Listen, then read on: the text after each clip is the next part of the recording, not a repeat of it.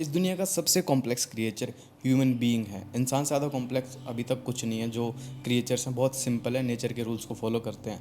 लेकिन ह्यूमन बड़े कॉम्प्लेक्स हैं, वो बड़े अलग तरीके से रहते हैं। वो सोसाइटी में रहते हैं और उनकी बहुत ही दोगली लाइफ होती है। बेसिकली बहुत अलग टाइप की ज़िंदगी जीते हैं कंपेयर टू अदर क्रिएचर्स। तो जितना कॉम्प्लेक्स आदमी है उतने ही कॉम्प्लेक्स उसके रिलेशनशिप्स हैं। और इन रिलेशनशिप्स को समझना वैसे तो बहुत मुश्किल है, लेकिन इनको समझने के लिए एक कंसेप्ट जो हेल्प कर सकता है वो है shadow of cooperation. Shadow of cooperation का बेसिक डेफिनेशन और मीनिंग इतना है कि लोग कोऑपरेट जब करते हैं जब उन्हें लगता है कि हम फ्यूचर में भी आगे जाके इंटरेक्ट करेंगे या हमारी फ्यूचर में भी कुछ रिलेशंस चलेंगे। ये जो फ्यूचर के रिलेशनशिप्स हैं ये प्रेजेंट के बिहेवियर को इफेक्ट करते हैं। यही चीज़ हमें शैडो ऑफ कोऑपरेशन से समझने को मिल सकती है। इसका जो कोर प्रिंसिपल है ना वो सिर्फ इतना सा है कि जो तुम आज एक्शन लोगे उसकी वजह से कल पे असर आता है। तो अगर आज तुमने गलत एक्शन लिया तो तुम्हारी कल की जो अच्छी अपॉर्चुनिटीज़ है वो मिस हो जाएंगी। और इसी रीज़न को ध्यान में रखते हुए लोग शॉर्ट टर्म में अच्छे से रहते हैं, कोऑपरेट करते हैं, चीटिंग नहीं करते है ना, एक दूसरे के साथ गलत नहीं करते,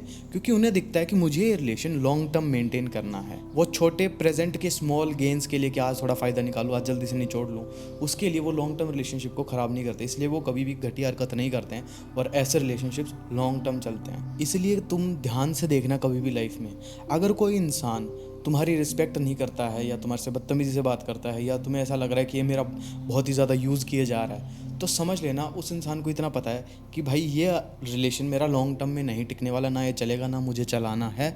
बस कुछ दिन हैं हम साथ, जितने दिन हैं अच्छे से इसको निचोड़ लो, इसको निचोड़ के फेंक दो और उसके बाद मूव ऑन कर जाओ। उसका सिंपल मतलब ये होता है। तो ऐसे में तुम आइडेंटिफाई कर सकते हो कि कौन ऐसा इंसान है जो इस तरीके से मेरे को ट्रीट कर रहा है, मेरे साथ बिहेव कर रहा है। तुम उस इंसान को इमीडिएटली कट ऑफ कर दो, because you know very well in the beginning phase तुम्हें पता है कि भाई ये रिलेशन ख़त्म होने वाला है, इसकी कोई फ्यूचर नहीं है। सो तुम भी कट ऑफ कर दो। नाउ जो मेन क्वेश्चन है वो है कि ये शेडो ऑफ कोऑपरेशन मैटर क्यों करता है, लोग ऐसा करते क्यों हैं कि वो प्रेजेंट में इतना ध्यान रखते हैं। सबसे पहली चीज़ है ट्रस्ट बनता है। तुम्हें पता है अगर तुम किसी इंसान के साथ कोई गलत हरकत आज करते हो या कुछ भी करते हो, धोखा देते हो, तो तुम्हें पता है ट्रस्ट टूटता है। तुम्हारा भी ट्रस्ट टूटेगा अगर कोई इंसान तुम्हारे साथ कुछ गलत करेगा या कोई ऐसी चीज़ करेगा जिससे तुम्हें हर्ट होगा, तो वो ट्रस्ट टूट जाएगा भाई। नेक्स्ट रीज़न है कि जो कॉन्फ्लिक्ट्स होते हैं रिलेशनशिप में वो काफ़ी हद तक कम हो जाते हैं जब तुम एक दूसरे के साथ बिल्कुल मिल के रहते हो, एक दूसरे को पूरी रिस्पेक्ट देते हो और ट्रस्ट के साथ काम करते हो, तो नेचुरली कॉन्फ्लिक्ट खत्म हो जाते हैं। कॉन्फ्लिक्ट यूजुअली तभी होता है एक रिलेशनशिप में जब दो इंसानों के अलग अलग गोल होते हैं या अलग अलग थिंकिंग पैटर्न होता है। लेकिन जब दो आदमी मिल के एक ही डायरेक्शन में चलते हैं तो कॉन्फ्लिक्ट वैसे ही खत्म हो जाता है। और जब आदमी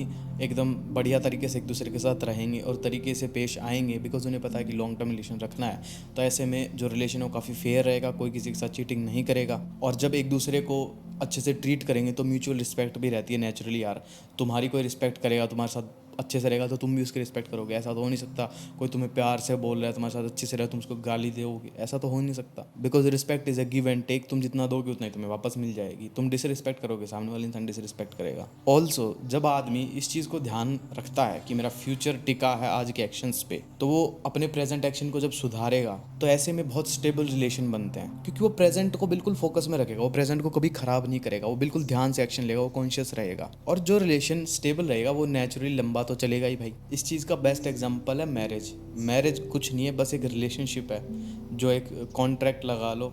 और ऐसे में इंसान को पता होता है भाई अब तुम्हें ज़िंदगी भर साथ रहना है तो तू गलती नहीं कर सकता। इसीलिए जो लड़का या लड़की नॉर्मल रिलेशनशिप्स में नहीं झुकते एक दूसरे के आगे या इतना ईगो रहता है, वो मैरिज में आके झुकते हैं। उसके पीछे का रीज़न ये है कि उसे पता है भाई तेरे को क्यों इतनी भड़क लेनी है, क्यों तू अपनी ज़िंदगी ख़राब कर रहा है। कोई बात नहीं, छोड़ दे, तू क्या छोटा हो जाएगा, थोड़ा सा खींच ले अपने आप को नीचे, उस इंसान को ऊपर हो जाने दे एक मामले में, कोई नहीं भाई।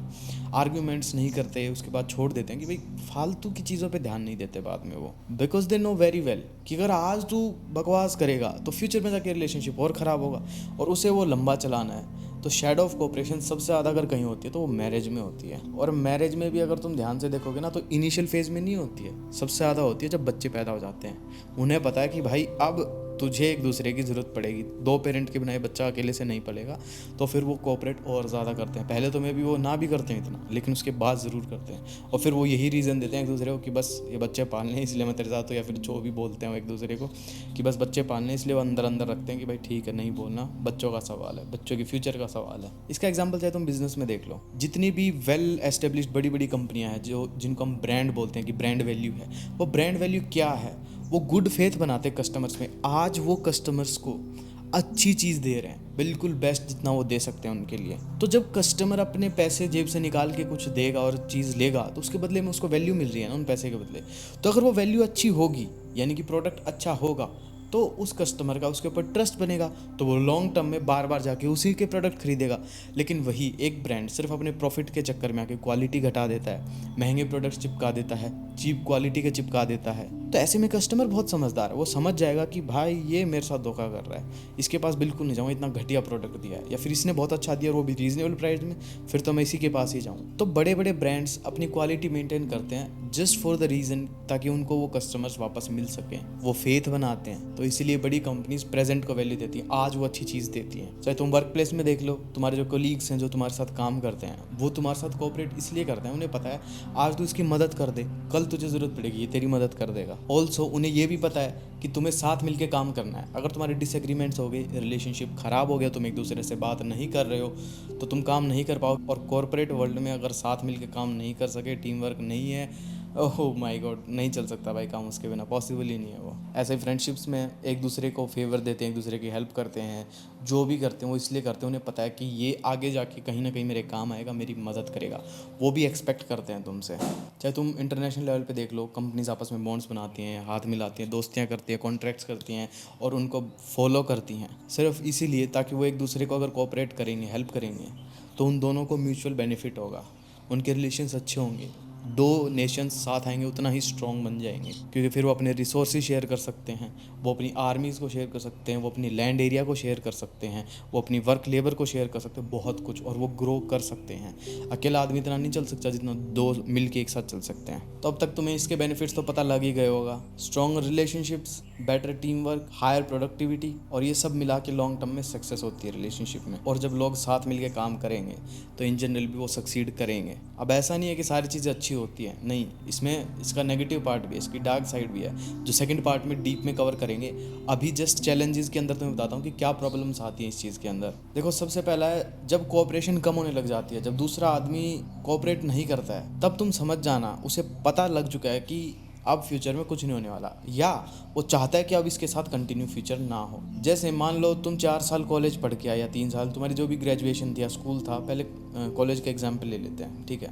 मान लो 4 साल की ग्रेजुएशन थी तुम्हारी, तो पहले साल तुम आए, सब दोस्त बने, 2-3 साल बढ़िया निकाले, 4th ईयर तक भी जब तुम देखोगे ना, जैसे ही एंड आता जाएगा ना, तो जितना एंड नज़दीक आएगा ना, उतना ही लोग एक दूसरे को भाव देना कम कर देते हैं, बात करना कम कर देते हैं, लड़ाइयाँ हो जाती हैं, बिकॉज दे नो कि यार कुछ दिन की बात है, टाइम निकाल ले, उसके बाद तो अलग जगह चला जाएगा, फिर ना इसकी शक्ल देखना, इससे कोई मतलब है मुझे। तो ऐसे में कोऑपरेशन कम होता है। ये एक वन एग्जाम्पल था। ऐसे अगर कोई ऐसा रिलेशनशिप तुम्हें पता लग गया है कि हाँ भाई ये इंसान मुझसे बस काम निकाले जा रहा है, तो फिर तुम देख लोगे कि ये मुझे यूज़ कर रहा है, तो तुम अपना कोऑपरेशन कम कर दोगे, तुम भी उसका कोई काम नहीं करोगे। सो बेसिकली जहाँ पे भी इंसान को ये रियलाइज़ हो जाता है कि आगे फ्यूचर नहीं है, या फ्यूचर ख़त्म करना है, या मुझे रखना ही नहीं है, XYZ, मतलब जहाँ फ्यूचर ख़त्म ना, फिर वहाँ प्रेजेंट के एक्शंस इमीडिएटली चेंज हो जाते हैं। एक और रीज़न है, वो है कि जब आदमी को दूसरों पे ट्रस्ट नहीं होता ना, या ट्रस्ट ख़राब कर देता सामने वाला इंसान, या फिर अगर कम्युनिकेशन में भी गैप है, अच्छे से बात नहीं कर पा रहे हैं, रिलेशन अच्छे से चल नहीं रहा है, तो भी कोऑपरेशन कम हो जाता है। फिर उन्हें पता है कि ये रिलेशन